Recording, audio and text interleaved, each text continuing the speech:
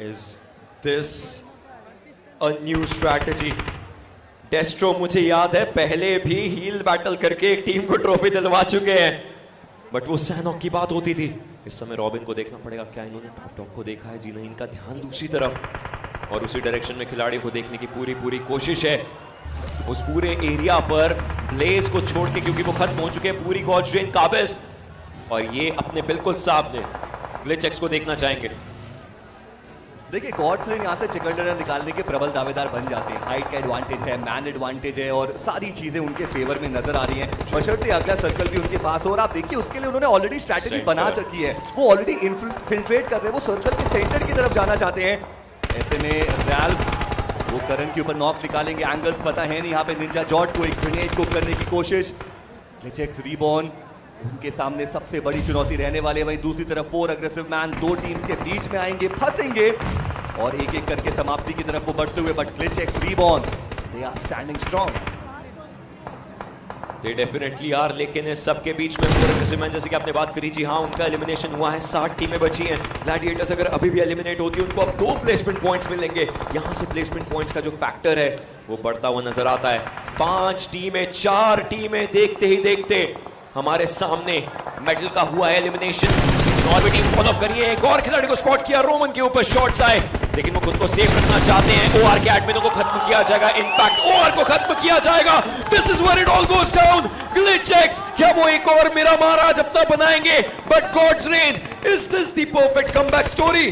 डेस्ट्रो अपनी टीम को चौथा पायदान दिला के गए, यानी कि 8 प्लेसमेंट के पॉइंट डेस्ट्रो वो अकेले खड़े रहे, और वो 8 प्लेसमेंट के अंक उनकी टीम को बहुत ऊपर लेकर के जाने वाले हैं। ये जो बेहतरीन इस्तेमाल ऑन द स्पॉट, वो जो एक स्ट्रैटेजी उन्होंने बनाई, कोई नहीं जाता वीरामार के मैप पे हील बैटल करने के लिए, और किसने सोचा था कि वो 8 अंक लेके जाएंगे? I mean that's huge. If Destro is the destroyer, Destro is the healer as well. एक अच्छे तरीके से फर्स्ट एड का इस्तेमाल किया और अपनी टीम के लिए अंक बटोरे। लेकिन the show must go on, and the shows between the gods and the reborns. GlitchX reborn नीचे के एरिया पे, गॉड्स ऊपर की तरफ।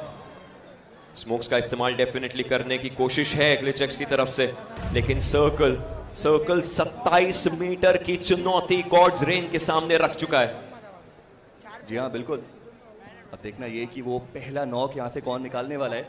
अभी भी एक हाइट का एडवांटेज है गॉड्स रेन के पास जी, बट अब देखना ये है कि यहां से क्या वो कोई नॉक निकाल पाएंगे। देखिए एडवांटेज तब है जब आप एडवांटेज उठा पाए, जब आप वो ओपनिंग नॉक निकाल पाए, और उसके लिए निंजा जॉर्ज वो पूरी तरीके से तैयार।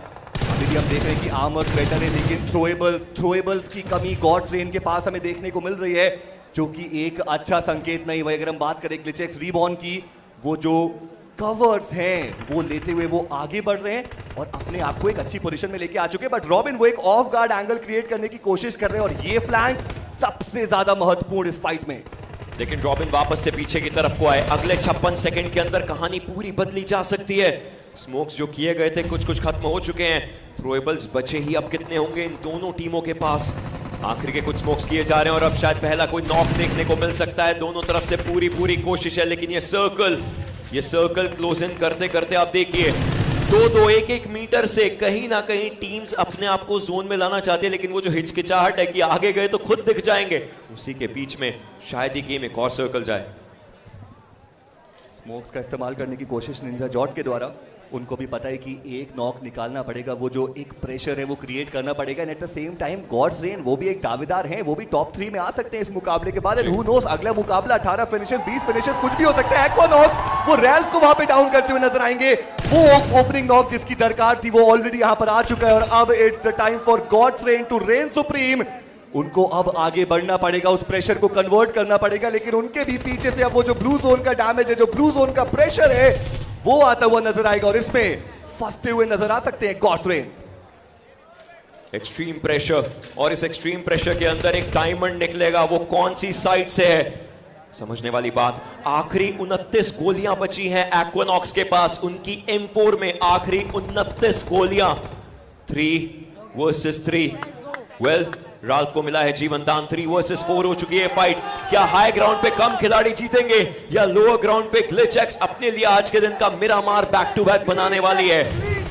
10 सेकंड का पूरा समय शुरुआत करने के लिए। ग्रेनेड्स किसी के पास नहीं, लेकिन बिल्कुल सामने आ चुके हैं खिलाड़ी। रॉबिन को संभल के खेलना पड़ेगा। AKM निकली है लेकिन साइड लाइन से पड़ रही है गोलियां। क्रिश को किया जाएगा डाउन रैल्फ के द्वारा। दूसरी साइड पर फाइट होती हुई इनफैक्ट देखने को मिलेगी। खिलाड़ी 2 बचे हैं, रॉबिन और Equinox, and this is where the final fight happens. It's a 2v2 now.